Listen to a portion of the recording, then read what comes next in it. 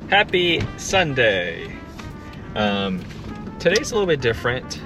Today we are actually going to be heading down to grab some food. This is just going to be a typical vlog. It's Sunday and it's rainy. Very rainy. Very rainy. It's actually, it looks like there's a storm brewing.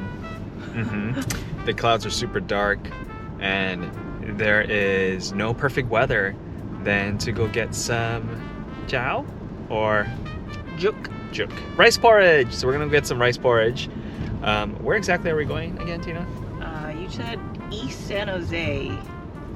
Yeah, so we're heading over to East San Jose to this place called Vietnamese. I'm pronouncing and butchering. My Vietnamese is so bad, but they sell a lot of ducks.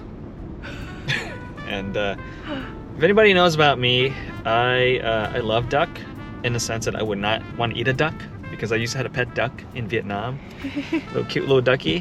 And but apparently it's the best place that has Cháo or Juk. So Meanwhile, I love duck also, but I love to eat duck. I also like the animals, but duck is so yummy. yeah, she's a bit of a freak. We're gonna eat some duck.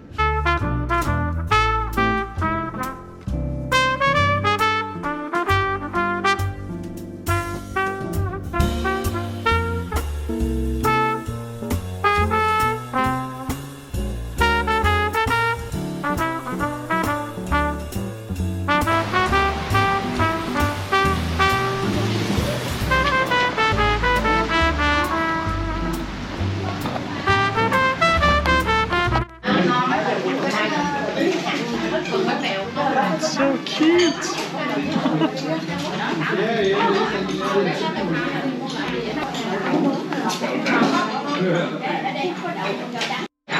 You want cho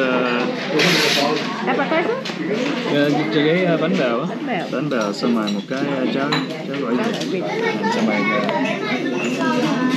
cháo gà đó. Gà đây em. Gà. Cơm gà hay cháo gà? Cháo gà. Cháo gà hay có gọi không hay gà thường? Làm thường đi, đặc biệt. Làm thường, cháo gà đặc biệt ha. Dạ, dạ. Rồi, xong rồi. Gà đặc biệt. Rồi, cảm ơn nha. Cái chén này mình bỏ trong này ha. Yeah. That seems more like it. Okay, that was a large size.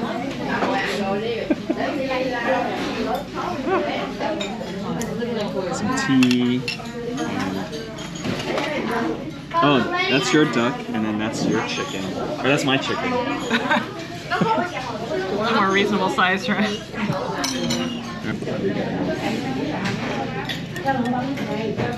All right, I'm gonna try some of your duck. I'm gonna do it.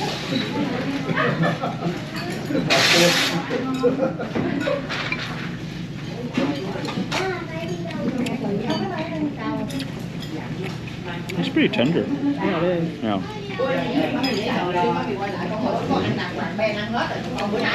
You dip it in some fish sauce or nước mắm.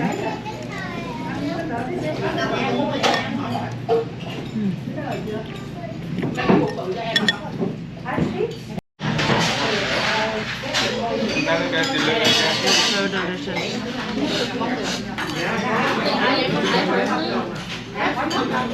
Is it good? Oh god. So what'd you think of the soup? I thought it was good. It definitely lived up to the hype. The one thing that I totally forgot, especially with a lot of Vietnamese establishment, is that it is cash only. It's cash only, okay? They don't take credit card, they don't take Bitcoin, they don't take cryptocurrency, they take hard, cold cash. Yeah, so you had to go to the ATM next door or something? Or? Yeah, so I just crossed the street, went over to the liquor machine and you know, grab a couple of bucks The here. liquor machine? Sorry, the liquor. Wow, where's the liquor machine? Sorry, I was thinking of Pixis, like the drug. But it was worth it. I mean, every time I eat Cháo, it just reminds me of, first of all, it reminds me of comfort food, and second of all, it reminds me when, you know, when I'm sick with the cold or a flu, you know, that's one of the first things that my mom would make. So it's just kind of a nice homage to that moment. Yeah. I- Memories of being a kid and sick at home. Exactly. You know, I'm not a big Use duck the right lane eater. to take the I-280 north ramp. You know, just because I had a pet duck in Vietnam that probably didn't survive for more than a week. Continue for half a mile. But it was good. Okay, just don't tell my duck friends that I ate some duck. But you know, it was delicious. I just pretend that it was chicken, but like a more gamier chicken. I think that was one way for me to get past the fact that I was eating the duck. So, yeah, definitely go again. Give it 4.5 out of 5 stars. It was funny because they brought out a huge plate of duck, and you and I were just staring at it. Yeah. They just plopped it right down on the table and walked away, and we thought that was our order, and it was literally like bigger than our faces. Yes. Full of duck salad. And I was like, oh no, what have we done? Right. That's just like the regular size. I don't want to see what the large is. Right. One thing I would say is that if you're gonna order cháo, just know that one bowl of cháo plus whatever type of chicken or duck that you're ordering, that's enough to fill you up, because we also ordered another appetizer. We ordered bánh bao, which is like kind of like this rice flour with shrimp bits and mung beans on top, and you dip it into nước mắm. Thank goodness that the waiter forgot, because we would not have been able to finish that.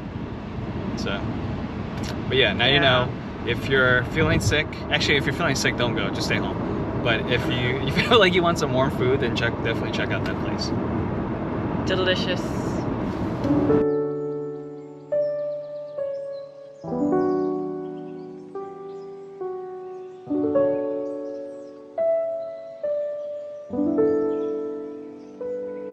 So our next stop is, we're currently at Iris Chang Park.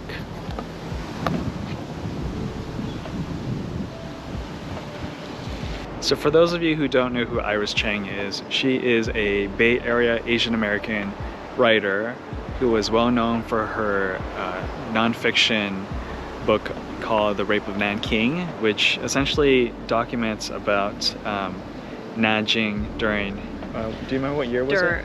Oh, I don't know. It was during the Japanese occupation. Yeah, it was during the Japanese occupation, and it was an account of a lot of the horrible things that were happening with the inhabitants in Nanjing from the Japanese army at the time. And actually, Tina's grandmother is from Nanjing. Is that right?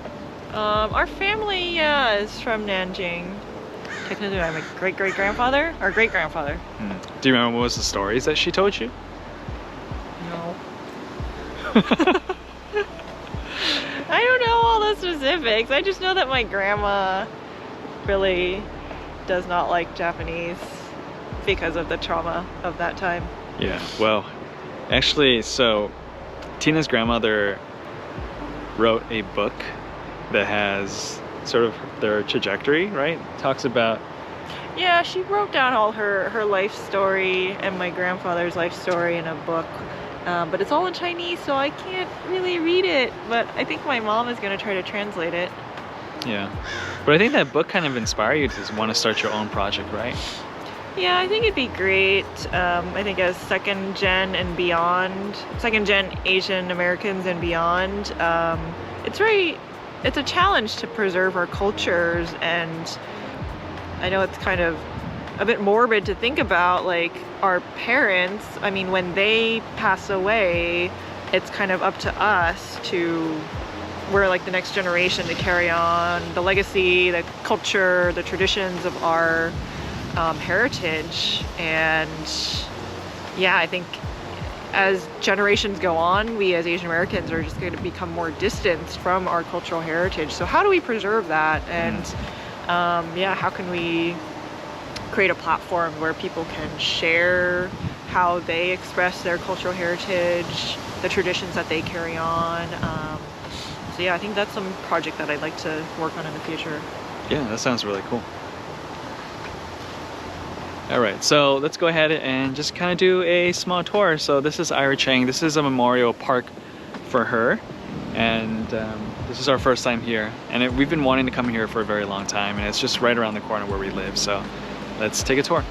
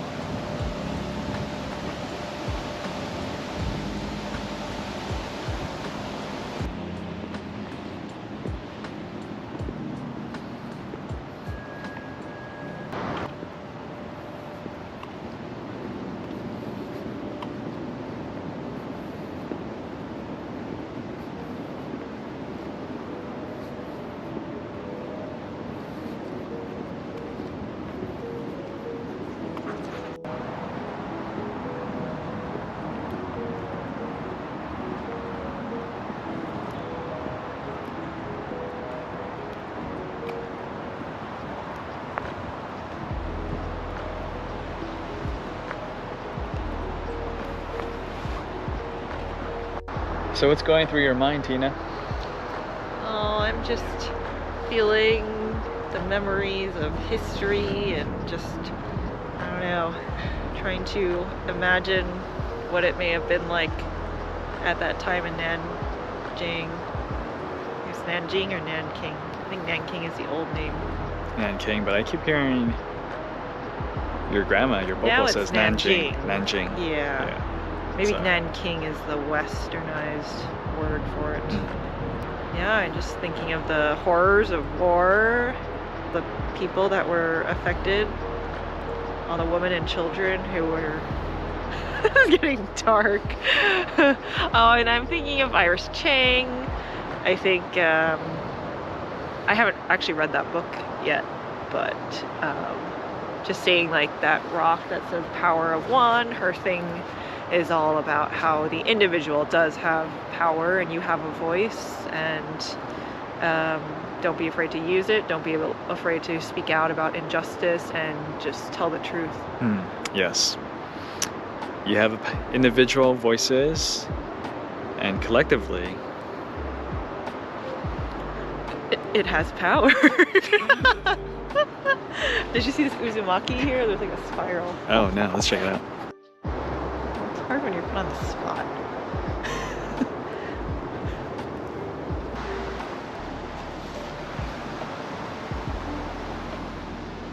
It's for you. Oh, thanks, honey.